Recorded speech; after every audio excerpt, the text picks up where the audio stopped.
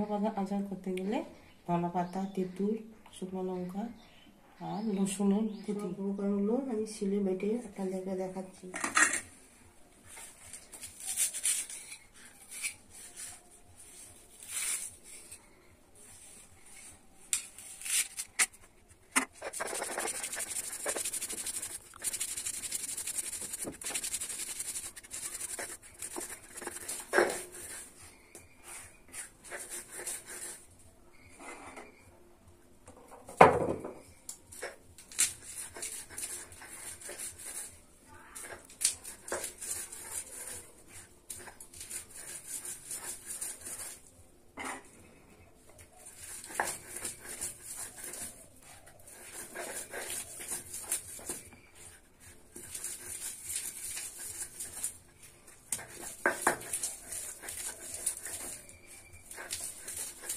ধনে পাতা,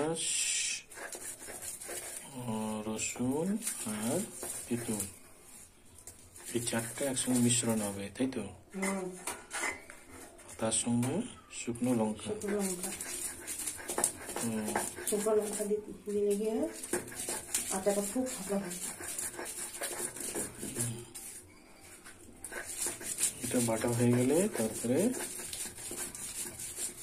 এটা মিশ্রণ করে জারে দিতে হবে। জারে দিয়ে সর্ষে তেল দিতে হবে পরিমাণ মতো। শিলে বাটলে সুন্দর বাটা হয়, আপনারা চাইলে মিক্সার মেশিনেও করতে পারেন। সর্ষে তেল দিয়ে পরপর 7 দিন রোদে দিতে হবে।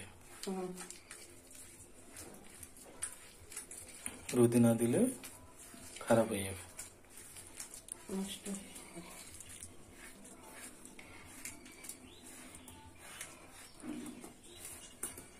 আপনাদেরকে আমি তুলে দেখাচ্ছি একটা প্লেটের মধ্যে।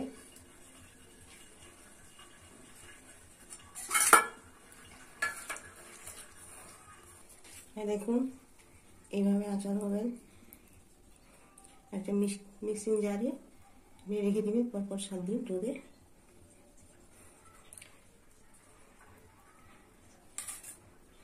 আমার এই রেসিপি যদি আপনাকে ভালো লাগে, লাইক, কমেন্ট, শেয়ার করবেন, সাবস্ক্রাইব করবেন।